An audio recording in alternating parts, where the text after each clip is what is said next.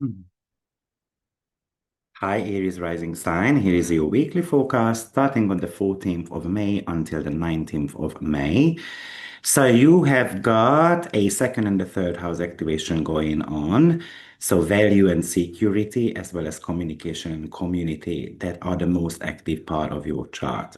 Because Mars is your chart ruler, its movement this week are actually deeply personal for you.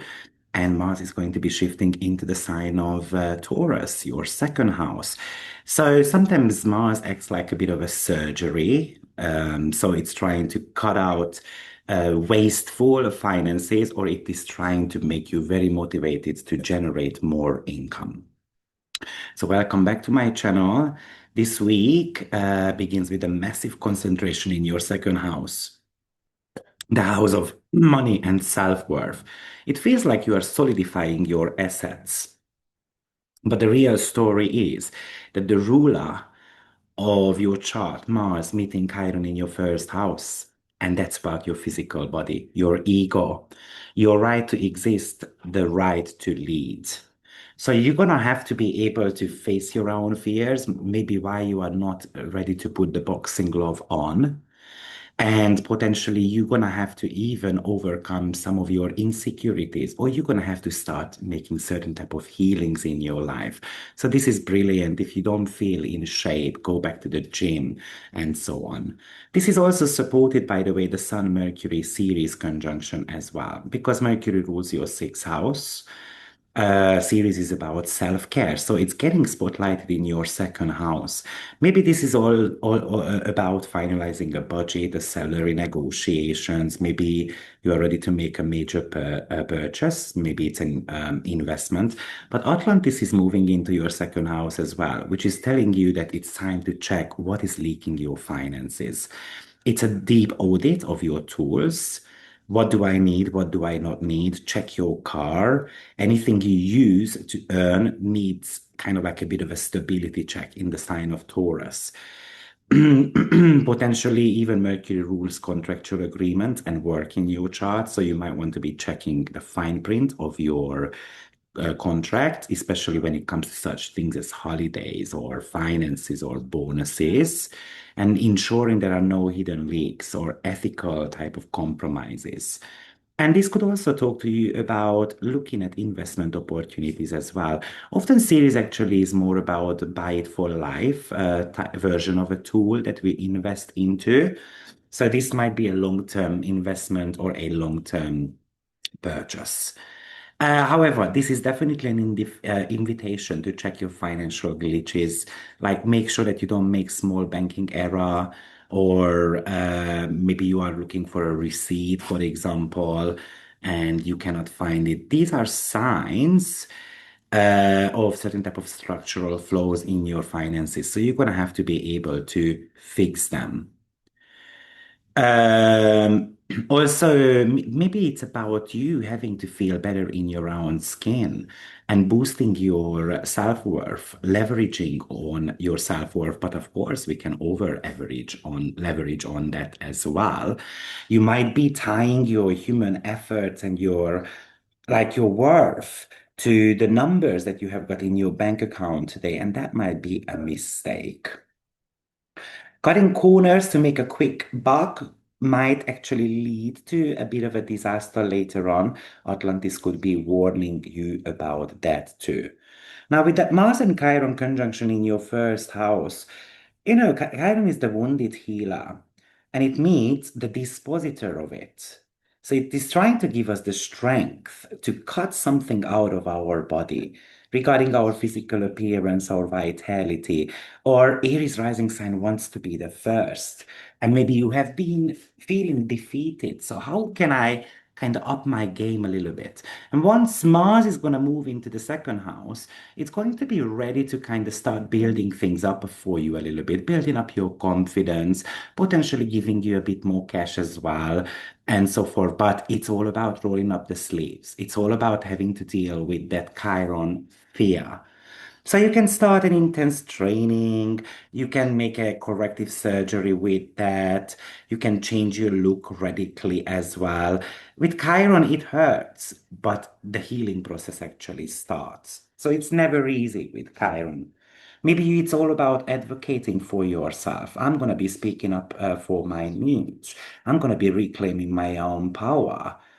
However, watch out for high intensity cardio, and stuff like that, because this could cause a bit of an accident as well.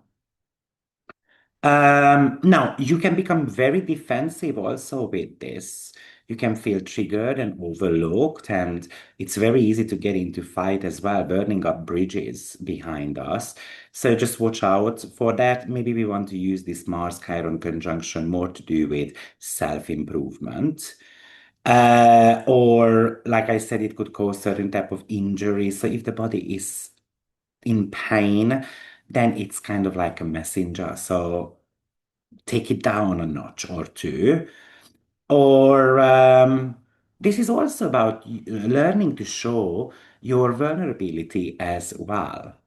Now, Mercury shifts into your third house and makes a conjunction to Uranus, squares the nodes, trining Pluto. So Mercury is super busy. And this could be giving you a genius idea. This could be giving you a marketing plan. This could be giving you ideas of how to sell a product. For example, you can be receiving unexpected messages from others that might be changing your kind of like worldview a little bit. So if you have got a social media channel, you can really use this aspect pattern to make a viral post. Or, like I said, you might be getting a shocking email, a text message, maybe a sibling or a neighbor is going to drop a bombshell on you. It's a mutable sign, so we need to remain flexible. And maybe you even watch out for a bit of an kind of like cars can break down and so forth. So this might be actually a representation of having to do a bit of a maintenance on your car as well. Or it might be a conversation that takes a bit of a weird turn. What's very important is that you are not holding on to your own scripts, like, following a detour. So it could also indicate that you have got a meeting scheduled and it's going to be thrown out of the window. So we're going to have to be a little bit more spontaneous. So you are preparing a presentation and actually they want to be talking about something completely different. This could also indicate that internet can be going down a little bit, car failing. I mean, with Mercury, Uranus, often it's an air conditioning system or certain type of cable problems in your home environment could be an issue. Or simply you might be getting invitated, almost I said invitated, invited to a social event. You might want to go because it could be bringing you some really great conversations. Now, Mercury is squaring the nodes, and the nodes are in the 12th and the 6th house. So you might be realizing that your kind of that local busyness is somehow like being busy is interfering with your rest. So obviously the South Node is in the 6th house, which is the house of perfectionism and productivity.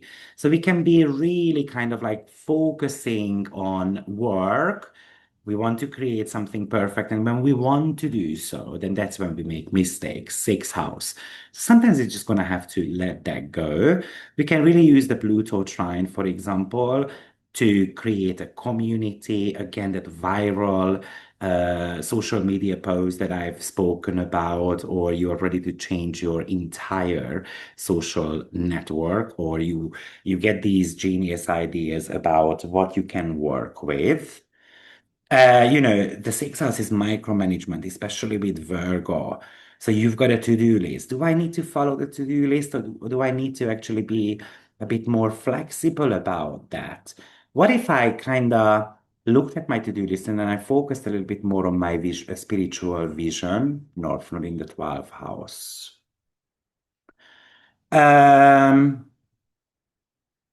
stop overanalyzing every single detail when it comes to your work schedule. So this is also the reason why you need to remain flexible, and you can be very critical as well towards siblings and neighbors. You can see other people's flows a lot easier. So rather than trying to fix them, maybe we're just gonna have to use it as for our own benefit, for example. So as you can see this week, you have got automation of your financials. It looks like you get a big message.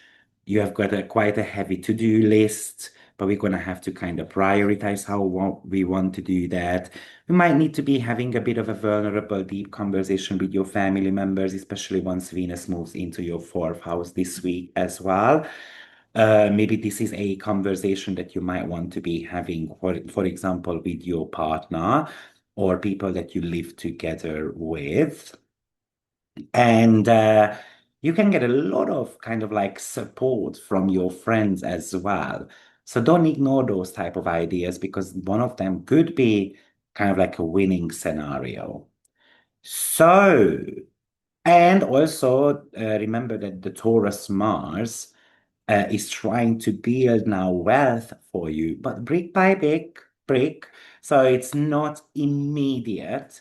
So roll up the sleeves and then let's go. Good luck, Aries, and I will see you next week. Bye bye.